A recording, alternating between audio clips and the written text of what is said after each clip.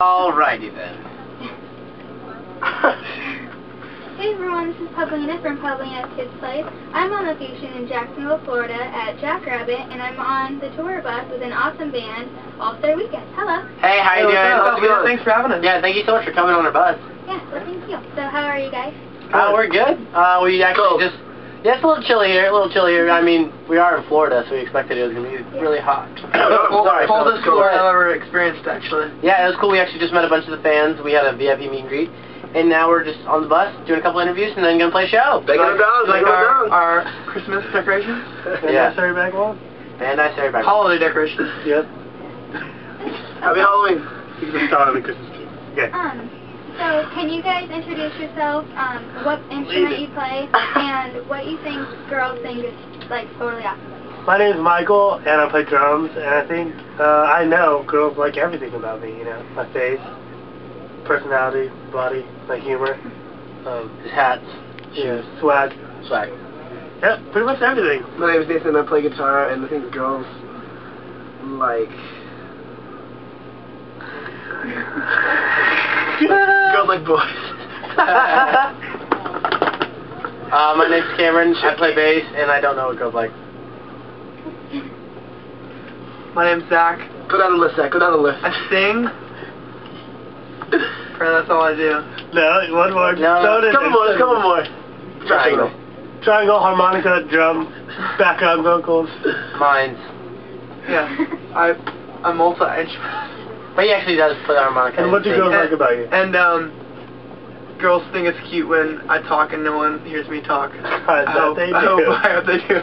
But they don't know they think it's cute because they don't actually know they think it's No, cute. but it was funny because they call me Casper because cute. sometimes I'm talking to people, like fans that don't notice I'm speaking, and this girl gave me this gift that said, "You're not Casper, I love you." And I was thanking her, and she didn't hear me.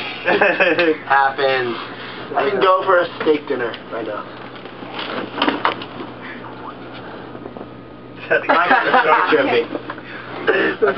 There's an awkward pause. Okay. So you guys started your band in high school, and a lot of kids start their bands like that. So what do you think made you stand out and succeed? I think, a lot of bands, a lot of people will think that being in a band is just a lot of fun. You just hang out with your friends, and which is what it is. It's all that, but at the same time, there's a lot of hard work and just a lot of stuff we had to do to get to where we were. And I think from an early age, we knew that we wanted to do this, and we wanted to make a career out of it, not just have it be something that we do on the side for fun. And so from a very early age, we were spending every day, working on songs, trying to get people to learn about our songs, and just do whatever we could. So I think that's kind of our hard work, and I think our hard work made us write better songs, and they made us stand out more. So I think that's what it was for us. Okay, cool. So I heard you guys like Jack Johnson. Yep. And I interviewed him a couple months ago. What? Yeah. That's so cool. Yeah. So, and he even invited me to hang out with him for an hour or so before the interview, which was fun. So, has Jack Johnson been an influence in your music? Well, Jack Johnson is, this type of music that Jack Johnson plays actually is something that San Diego loves. And, we all we were all from San Diego. We all grew up around that music scene. So he's an artist that we all really liked. And personally, I'm a big surfer, and for me that was something that I listened to every single day on the way to the beach. I mean, I love his music, and I think that's crazy. You got to hang out with him. What'd you guys do?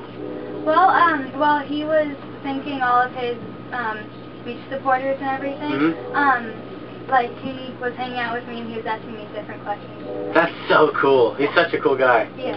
That's awesome. He's really nice.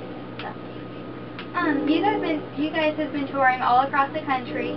So if you had a day off, where would you like to go? First, would you like to see a Broadway show in New York? Second, walk along the beach in Florida. Third, surf in California. Or fourth, ski in Colorado. Walk along the beach in Florida. Surf in California. Yeah, definitely surf in California. Yeah. We all grew up surfing. For Michael just hung out with his shoes on the beach, right? Yeah. No barefoot for you? Basically go to the beach for the girls, But we love surfing, and maybe I mean, we love being on the road, and we don't miss them that much, but definitely that'd be a cool thing. Yeah, I mean, surfing in Florida is cool too, but because we're all from San Diego, we know the right places to go, and we're familiar with the waves there. I think we'd want to surf in California. I prefer to walk on the beach in Florida than surf in California. The Florida girls. Well, I'm like big on New York, so I would want to see a Broadway show, and I probably want to surf in California because I did lifeguard camp at the YMCA. That's cool. We did a beach patrol, and then one of the kids knew how to surf, so he taught us all how to surf. That's awesome. And I can't really do it that much because I also do ballet, and so they don't let you do too much of certain things. Oh, You'll like hurt yourself. Yeah, it's a little dangerous, but it's exciting. That's so cool. It is fun. Okay, so you guys meet a lot of performers while touring. Is there someone that made a great impact on you when you were talking to them, and what happened? Honestly, we get impacted by so many different people, and not just artists, like the people behind the scenes, the people working on the sound, the stagehands that have met other artists. Like in this industry, there's so many influential people that it's hard to just choose one. I think it's a really interesting business being in the music industry because there's so many different kinds of people. You know, everyone loves music and everyone loves being a part of this. Well, a lot of people do, and so there's just a huge variety of people you'll meet, and they all have an interesting story. So, you know, we're always kind of hanging around before the show and like hanging out with the crew or talking to fans or doing whatever, and we're always learning about people in different places because we're in a different city every night, and you just learn so much from just talking to people and hearing their stories. Cool.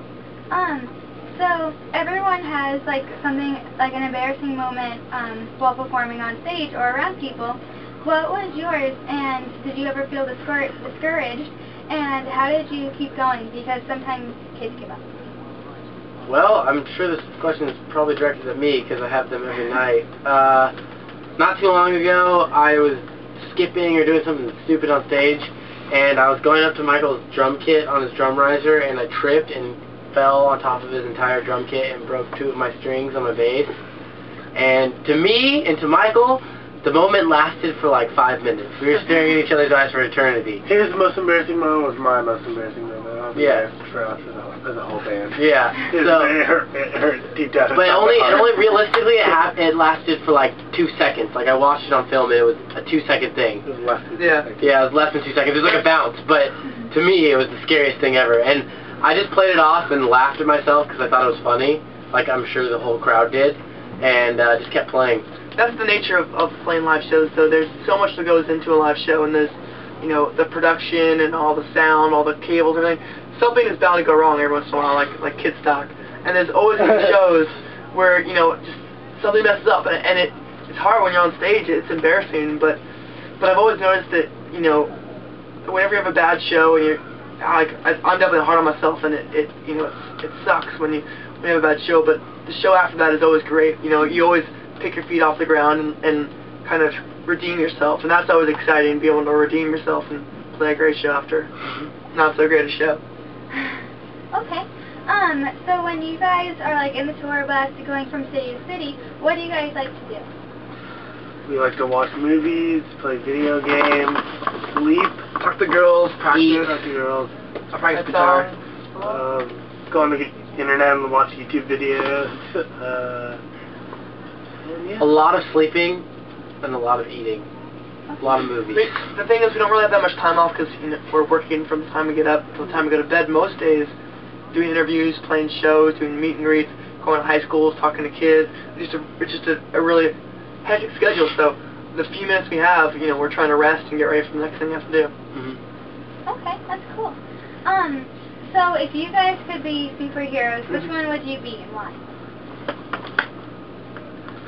I'd probably be Batman because he doesn't need any superpowers to be a superhero, and I think that'd be the most realistic to be Batman because I've thought about it a lot, and someone could actually be Batman. Yeah. I actually have to agree with you. Batman's really cool because he's a superhero that everyone wanted but everyone needed. Nobody liked Batman, but he did what he had to do. And I think that's really cool. I think sometimes people have to look beyond themselves and look beyond doing things just to make yourself seem good and do what's right no matter who's judging you. And I think that's really admirable. Okay, cool. So I saw the movie Tangled, and I loved it. And can you guys give the Smolder? Hold on, I think Kim wanted to answer that question really bad. Yeah, we want to answer no, your question really bad. I didn't know. I didn't have an answer. No, he wanted to. I'm good. Alright, so let's Smolder. Sorry about that. Okay. Yeah, let's go to Russ. Knock him out, go. Alright, so this is Good. Into the camera. I'm a really bad actor, so I apologize. But here's my Smolder. What do it look like? I don't remember. Do something. It looks like you just ate a sour warhead. Sour. There you go. It's just like... I'll do mine. That's better. This one is better. Hot. I did mine too. I did like 10, so... I made up. There's a couple variations on Michael. No, it looks like you didn't get... You did get what you wanted for Christmas. That's what that face says. Like you got the chihuahua for Christmas. That's true. Yeah. I tried mine because my little sister and I saw it, and I'm really bad at it. It's alright. Okay. So what are your plans and gigs for the future? Well, we're really excited because we have about 2 weeks left in this tour, and then we're going home. We go just for Christmas. Then we go, and we're actually going to Europe, and we're doing a European tour, and we're doing a brand new tour in the States in the spring. So it'll be really awesome, and I think we're going to be doing some international stuff over the next couple months, and then coming back here in the spring can be awesome. We're gonna have a lot of fun. Okay, cool. Thank you so much for talking to me. Thank you. It's very nice to meet you. Awesome.